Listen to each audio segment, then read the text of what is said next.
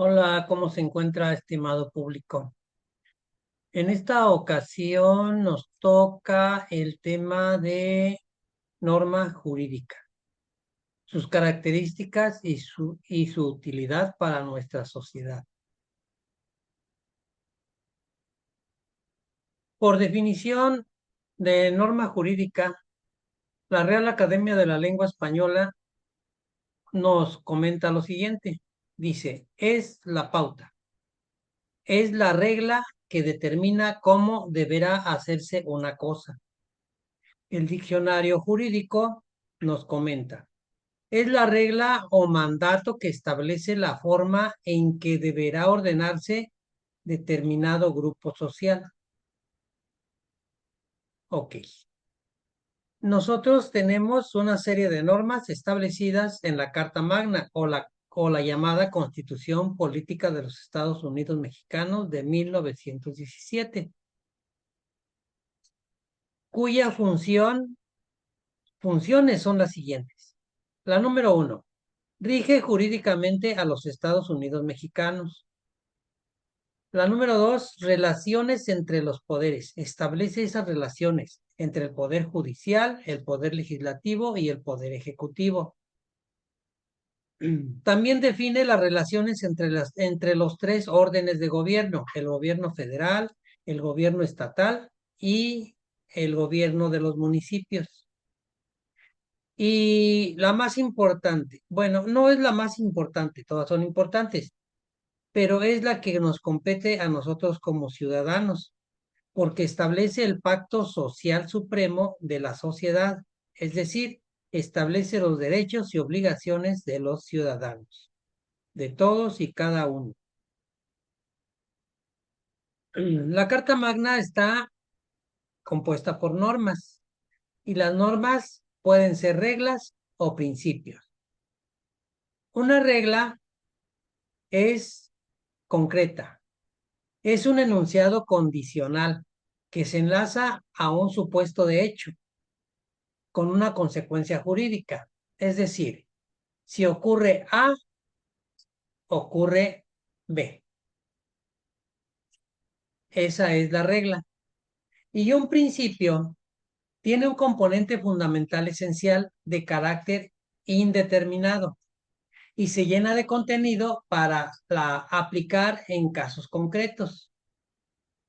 Entonces, el principio se llena de contenido, aparte de su enunciado esencial.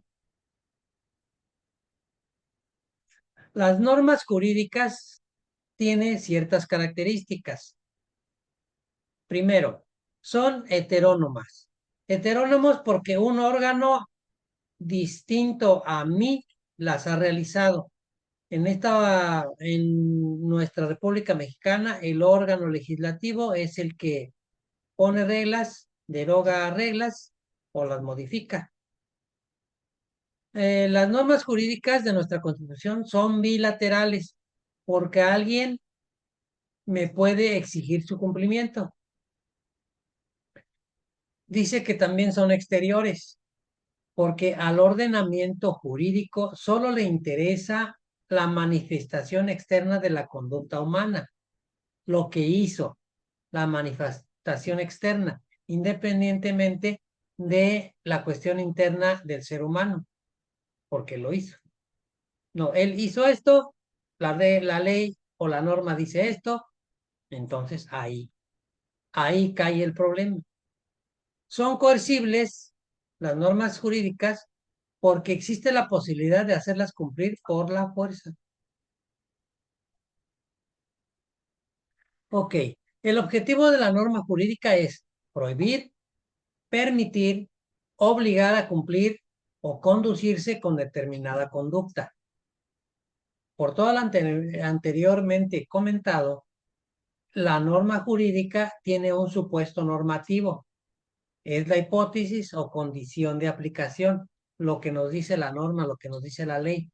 Y el no cumplimiento nos lleva a una consecuencia jurídica. Surge por el incumplimiento de esa norma. Entonces, supuesto normativo, consecuencia jurídica.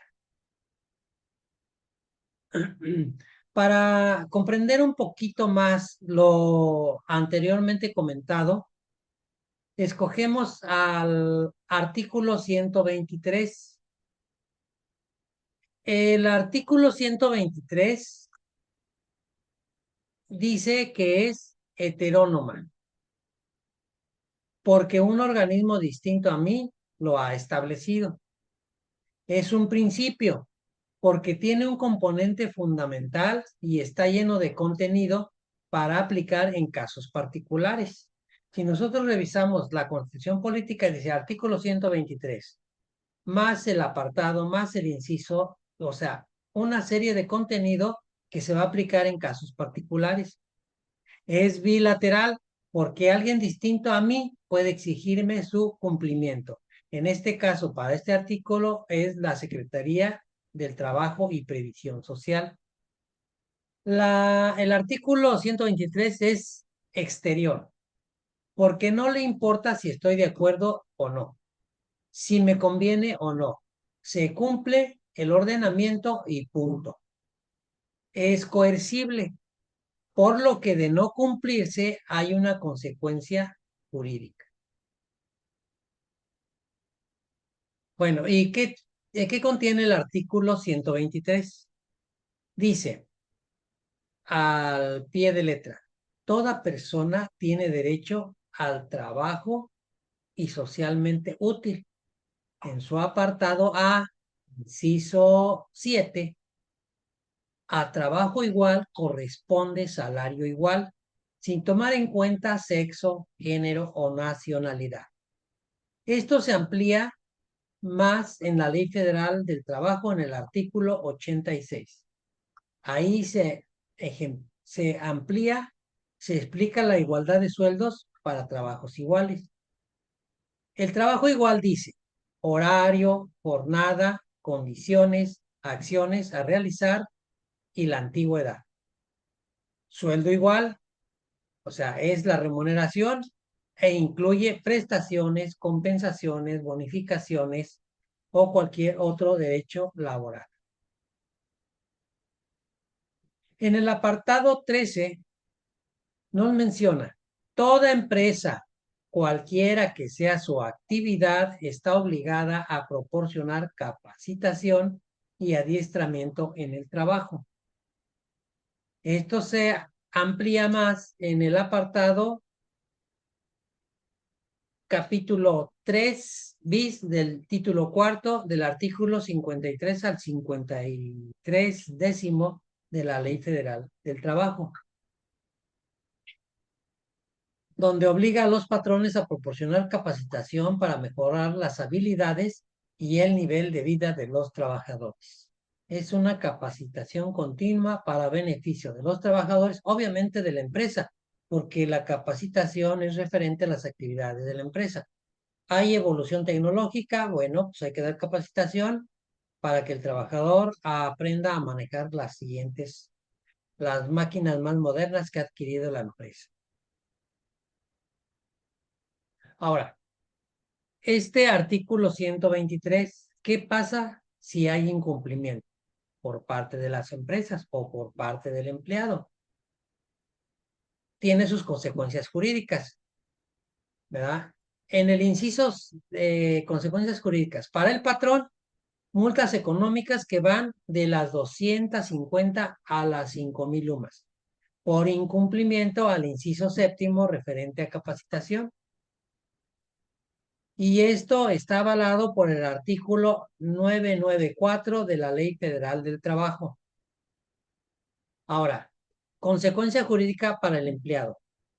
No cumple, no va a la capacitación que le ofrecen en su horario de trabajo, no hace los exámenes, no aprende, le vale, ¿verdad? Entonces, este empleado puede ser sancionado con una amonestación, una suspensión del trabajo temporal o incluso puede haber un despido justificado. Ahora, ¿qué consecuencias jurídicas hay si el incumplimiento ocurre por violar el principio de sueldo igual para trabajo igual del apartado A, sección 7 y complementado en el artículo 86 de la Ley Federal del Trabajo. Para el patrón, multas económicas que van de las 50 a las 5,000 UMAS. Y si por discriminación es esa diferencia de sueldos, la multa puede ser hasta de 540,000 pesos o su equivalente en UMAS. Esto está avalado por el título 16 de la Ley Federal del Trabajo, referente a multas y sanciones. Ok. ¿Qué hacer cuando la empresa incumple? En los dos ejemplos que hemos puesto anteriormente. El trabajador debe de acudir a los tribunales laborales de las juntas de conciliación y arbitraje local. Para la reclamación, bueno, pone su demanda, reclama la compensación de la igualdad de sueldos y este será en forma retroactiva al tiempo en el que recibió sueldo diferente.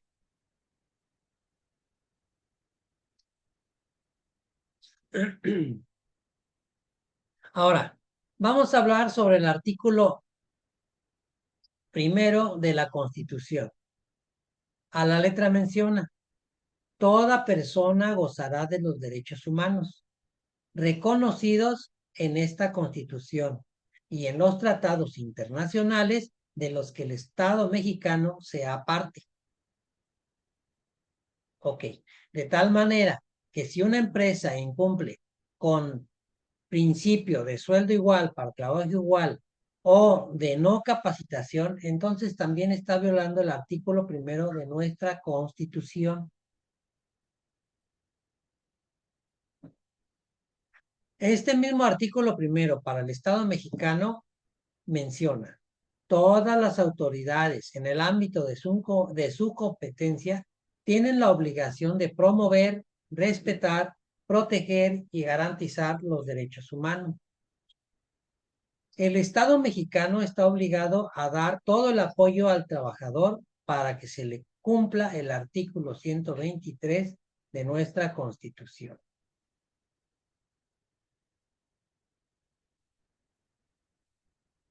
Bueno, ahora, ¿a qué se refiere el principio pro persona? Se refiere al criterio jurídico que cuando hay diferentes fuentes de normas que rigen el comportamiento, se aplicará el que más convenga al ciudadano. Y se reafirma en el artículo primero de la Constitución al referir que hace valer las normas jurídicas internacionales en las que el Estado mexicano forma parte. Ok.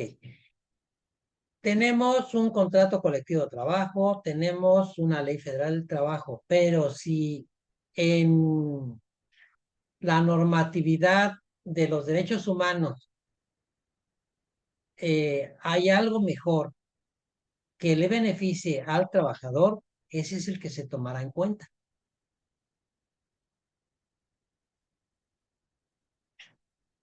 Vamos a hablar un poquito de la lógica y congruencia de nuestras instituciones del gobierno. Vamos a hacer una reflexión de lo que dice nuestra Constitución y de las acciones de nuestras instituciones, el Seguro Social, Secretaría de Salud y el ISSSTE. Pero no precisamente es de la institución, sino de quienes las dirigen. Ahora, si hay un incumplimiento de estas instituciones por las personas que las dirigen, es por ignorancia o por abuso de autoridad, o porque dicen, aquí solamente mis chicharrones truenan. Ejemplos de la incongruencia. En Secretaría de Salud, en el estado de Coahuila, hace aproximadamente 10 años se abrió la bolsa de trabajo y faltaba mucho personal. Se hace contratación masiva de médicos generales, médicos especialistas, enfermeras generales, enfermeras especialistas, pero la contratación ocurre, pero el sueldo es totalmente diferente a los que ya tienen los trabajadores de base. Entonces, les dicen, les vamos a pagar tanto, obviamente una cantidad muy mínima. Hablemos de una tercera parte de lo que le pagaban al trabajador de base, con la promesa de que en mediano plazo, corto plazo, mediano plazo, se les va a mejorar su sueldo. Bueno, a la fecha he sabido después de 10 años que hay varios trabajadores que siguen con esa diferencia de sueldos, con trabajo igual, con diferentes sueldos. En el Seguro Social, hace un año, 2 años, el IMSS absorbe a los hospitales de Secretaría de Salud. En Coahuila todavía no entra el IMSS Bienestar, todavía sigue a la antigua como Secretaría de Salud con sus hospitales, pero en la mayoría de los estados el IMSS absorbe a los hospitales de Secretaría de Salud y les llama hospitales IMSS Bienestar. Bueno, aquí se contrata el personal, pero con sueldo totalmente diferente y prestaciones diferentes, incluso el horario. El horario en el IMSS, en el Seguro Social, es de 6.5 horas para los médicos y se les pagan 8, porque 1.5 horas son para capacitación. En el IMSS Bienestar ya no existe ese detalle, ya no hay capacitación, ya son 8 horas de trabajo laboral continuo. Perdieron la capacitación. Ok. En el ISSSTE, desde que yo tengo conocimiento ya hace 30 años, que tiene su bolsa de trabajo, pero a los trabajadores que tienen reclutados en esa bolsa para cubrir las incidencias de los trabajadores de base, no les paga igual y no tienen vergüenza. La verdad que les pagan una cantidad miserable y lo peor que por problemas administrativos, ay, discúlpeme, doctor, no llegó su sueldo, hay que reclamar. Anda, ¿no? No tienen vergüenza. Y así se ha manejado durante todo el tiempo. Ahora, estando yo en casita, llega la enfermera para la atención del adulto mayor y pues me hace mi interrogatorio, pero yo también le pregunto, ¿verdad? ¿Y cuánto te pagan? Ah, dice, bueno, fíjese que pues sí me están pagando bien. Bueno, más o menos. Dice, pero no tengo prestaciones, no tengo atención médica, no tengo aportación a la Afore, pero me dijeron que este sueldo no va a generar impuestos al SAT. Entonces, una por otra, dice, no me dan, pero pues acá no pago. O sea, ¿cómo es eso? ¿Cómo ocurre eso en un estado de derecho, donde todos, dice el artículo primero, todos igualitos? ¿Verdad? ¿O por qué lo hacen estas autoridades de nuestras instituciones de gobierno? Por falta de presupuesto, pues pidan más presupuesto, ¿verdad? Pero no se puede incumplir con la Constitución, con la Ley Federal del Trabajo.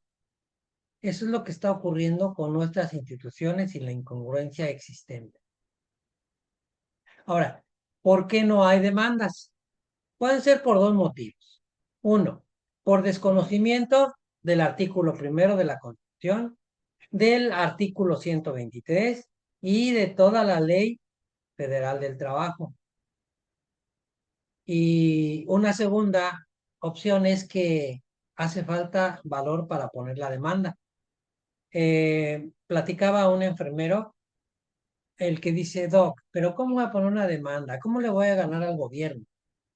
E incluso también en conciliación y arbitraje, hoy escuché a un abogado de los de ahí, dice, es contra el seguro, contra la Secretaría de Salud, pues no va a haber buena respuesta. O sea, no nada más el trabajador que dice, yo tengo un sueldo miserable, ¿cómo voy a pagar un abogado para que lleve mi demanda? Y obviamente los abogados, ninguno va a querer hacerlo gratuito. Entonces, hay que acordarnos a que así como tenemos estos derechos, también tenemos obligaciones y no te las van a perdonar, no importa el sueldo que recibas. no importa si tienes o no tienes las prestaciones anteriores.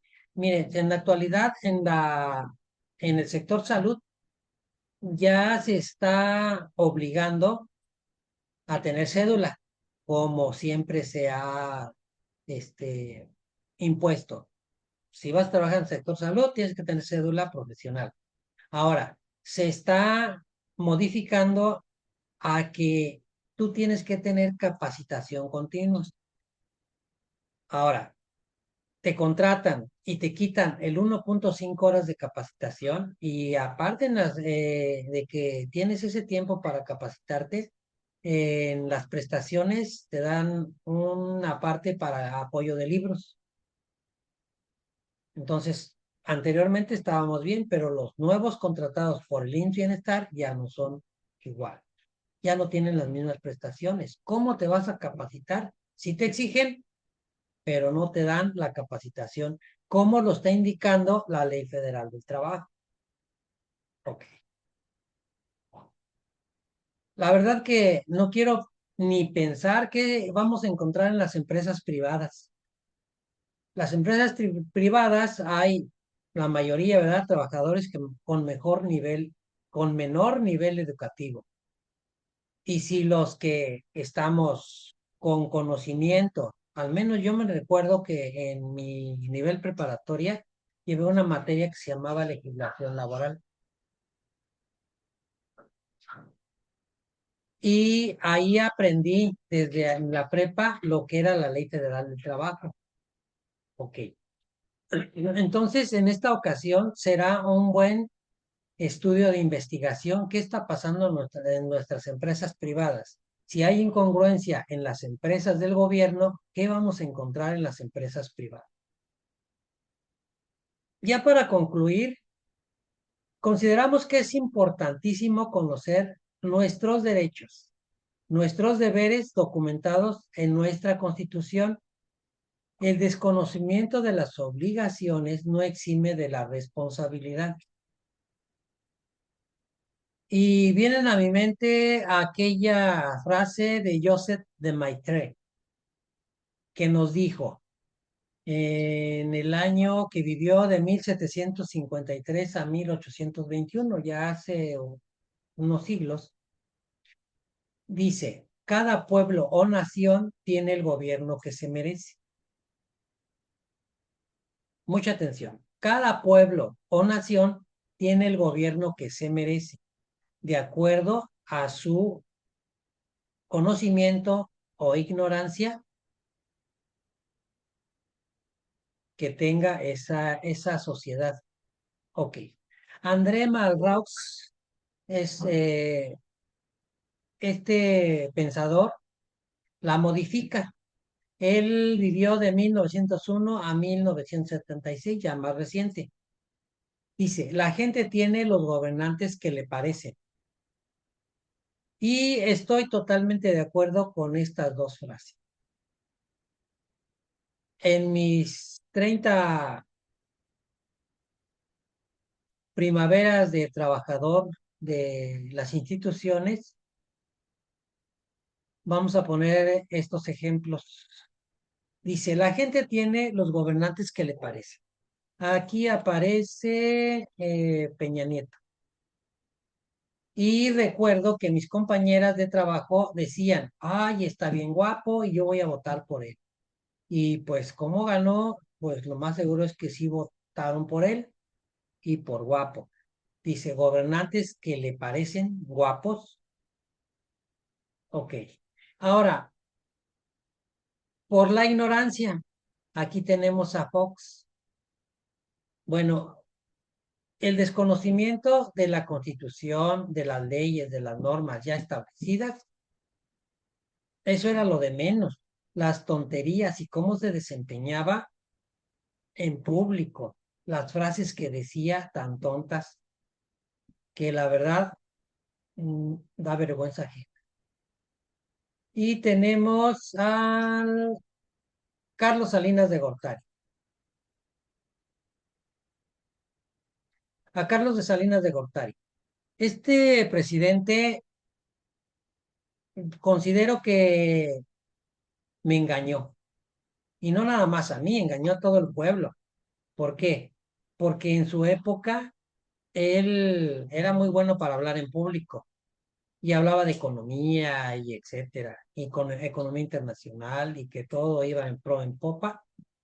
Bueno, pues resulta de que como ejemplo, yo en aquel tiempo se trabajaba y se ganaba en millones. Entonces, si yo depositaba 1 millón de pesos al banco como plazo mensual, el banco me daba 100,000 pesos de interés. O sea, 1 millón, 100,000 pesos, el 10%. Entonces, incluso algunos médicos hablaban de que sus inversiones, de que la bolsa, o sea, todo iba bien y bonito. Termina su sexenio y va para abajo todo el país, ¿verdad? E incluso él no nomás engañó al pueblo, engañó también a las autoridades internacionales, porque incluso fue propuesto como presidente o alguien importante de una sociedad internacional de comercio o algo así. No les puedo asegurar, pero este señor era inteligente para a su propio beneficio. Y el señor Cedillo, este señor, de lo que yo me acuerdo para mí, es que él al iniciar su gobierno, propone que va a regularizar los sueldos de Secretaría de Salud, del ISSSTE y del Seguro Social. En esa época el Seguro Social ganaba, por decir un número, 10,000 pesos mensuales. El ISSSTE y Secretaría de Salud ganaban 4,000, 3,000 pesos mensuales. Por mencionar números, ¿verdad? No recuerdo las cantidades, pero así de diferentes estaban los sueldos. Entonces, durante su sexenio se regularizaron y se tabularon en forma igual. Actualmente esos sueldos prevalecen hasta ahorita que están volviendo a cambiar las leyes del bienestar. Y este señor Calderón pues no ganó las elecciones. Se puso porque sus tomates tenían más valor, ¿verdad? Y en él hizo y deshizo de las leyes y incluso hubo muchas muertes en su sexenio. En el estado de Coahuila desaparecieron, pues, si no todo el municipio, el 50-60% del municipio desapareció, ¿verdad? Y se dice que en todo el norte, no sé cómo haya ocurrido acá por el sur, pero en el norte así ocurrió. Entonces, la gente tiene los gobernantes que le parecen, de acuerdo a su ignorancia, de acuerdo a la votación por ellos, son los gobernantes que tenemos. Finalmente, consideraremos que si nosotros como ciudadanos tenemos el conocimiento de las normas jurídicas, nuestra obligación moral es difundirlas entre nuestros amigos, nuestros compañeros de trabajo y público en general para lograr ese cambio que necesitamos. Qué bonito sería pertenecer a un pueblo bien informado, consciente de sus derechos y obligaciones. Gracias por su atención y nos vemos la próxima.